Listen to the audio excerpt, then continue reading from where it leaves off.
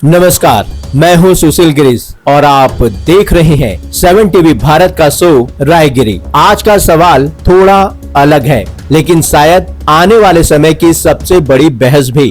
क्यों पूरी दुनिया जेन जी को समझने के पीछे जुड़ी हुई है? क्या यह सिर्फ जिज्ञासा है या फिर बाजार का लालच या फिर पुरानी पीढ़ी का डर? क्योंकि अगर आप ध्यान दें तो आज हर जगह एक ही चर्चा सुनाई देती है। जेन जी क्या सोचती है, जेन जी क्या खरीदती है, जेन जी काम कैसे करती है। सोशल मीडिया हो, कॉर्पोरेट मीटिंग हो या रिसर्च रिपोर्ट, हर जगह मानो एक ही मिशन चल रहा है, जेन जी को डिकोड करो। लेकिन असली सवाल है, क्या सच में हम इस पीढ़ी को समझना चाहते हैं या फिर उसे कंट्रोल करना चाहते हैं? आज रायगिरी में हम इसी कहानी की परतें खोलेंगे। अगर इतिहास पर नजर डालें तो हर पीढ़ी को लेकर चर्चा हुई है, बॉडी बूमर्स, जेन एक्स, मिलेनियल्स, लेकिन जिस तरह की माइक्रो एनालिसिस जेन जी की हो रही है वह पहले कभी नहीं देखी गई। एक्सपर्ट्स कहते हैं यह दुनिया की पहली ऐसी पीढ़ी है जो पूरी तरह से डॉक्यूमेंटेड है। क्यों? क्योंकि यह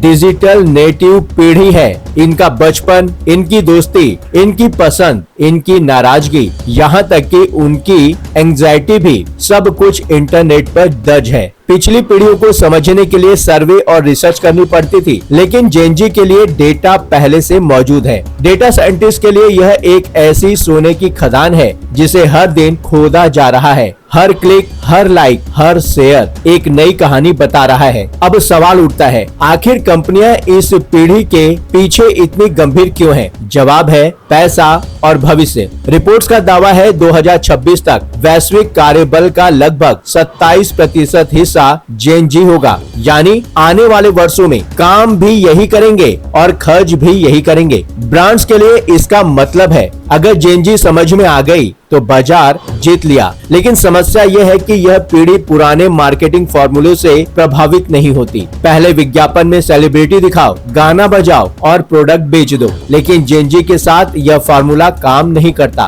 क्योंकि यह पीढ़ी पूछती है ब्रांड क्या बेच रहा है और उससे भी ज्यादा ब्रांड किस मूल्य का प्रतिनिधित्व करता है। यही वजह है कि बड़ी विज्ञापन एजेंसियां करोड़ों रुपए रिसर्च में खर्च कर रही हैं। वे यह समझना चाहती हैं जो युवा 10 सेकंड में रील स्किप कर देता है उसे 2 मिनट के विज्ञापन में कैसे रोका जाए। लेकिन यहाँ एक गहरी बात छुपी हुई है, क्या यह सब सच में समझने के लिए हो रहा है या फिर कंट्रोल करने के लिए? क्योंकि जब कंपनियां किसी पीढ़ी के व्यवहार को पूरी तरह समझ लेती हैं, तो वे यह भी समझ लेती हैं उसे कैसे प्रभावित किया जाए। यह सिर्फ मार्केटिंग नहीं है, यह मनोविज्ञान और डेटा का खेल है। एल्गोरिदम यह तय करते हैं आप क्या देखेंगे, आप क्या खरीदेंगे और शायद आप क्या सोचेंगे। इसलिए कई एक्सपर्ट्स कहते हैं जेन जी पर यह रिसर्च दरअसल इंफॉर्मेशन की नहीं, इन्फ्लुएंस की लड़ाई है। अब बात करते हैं वर्क प्लेस की, क्योंकि असली बहस यही सबसे ज्यादा दिखाई देती है। दशकों तक एक मॉडल चला, 9 से 5 का ऑफिस,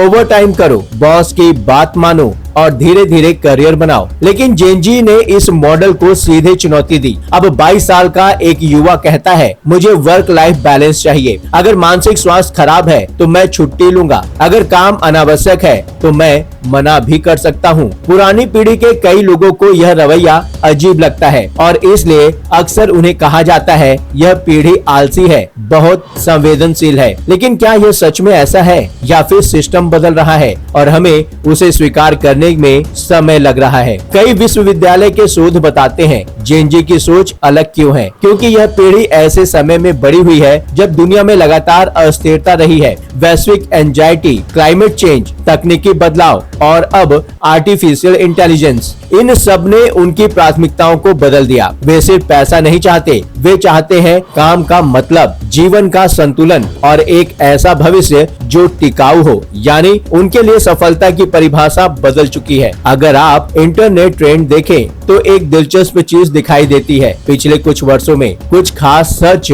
तेजी से बढ़े हैं। Gen Z habits, how to manage gen Z, what gen Z wants. यानी दुनिया सच में इस पीढ़ी को समझने की कोशिश कर रही है। सोशल मीडिया पर भी यही हाल है। लाखों वीडियो बने हैं gen Z slang, gen Z workspace, gen Z lifestyle. हर कोई इस पीढ़ी की हर छोटी बड़ी चीज को समझने की कोशिश कर रहा है, लेकिन शायद असली सवाल यह नहीं है कि जेएनजी कैसी है। असली सवाल यह है, दुनिया बदल रही है और क्या हम उस बदलाव को स्वीकार कर पा रहे हैं? क्योंकि जेएनजी सिर्फ एक पीढ़ी नहीं है, यह भविष्य का संकेत है। एक ऐसी पीढ़ी जिसे अपनी आवाज उठाने के लिए किसी गेटकीपर की जरूरत नहीं, उसके पास सोशल मीडिया है। और यही वजह है कि आज हर कोई उसे समझना चाहता है, क्योंकि अगर आज उन्हें नहीं समझा तो कल की दुनिया में पुरानी सोच की जगह शायद कम पड़ जाएगी। अगर आपको यह विश्लेषण पसंद आया हो तो 7 टीवी भारत को सब्सक्राइब जरूर करें, बेल आइकन दबाएं ताकि रायगिरी का अगला एपिसोड आपसे मिस न हो। और अगर आप स्वतंत्र पत्रकारिता को मजबूत बनाना चाहते हैं तो स्क्रीन पर दिए गए QR कोड को स्कैन करके अपना समर्थन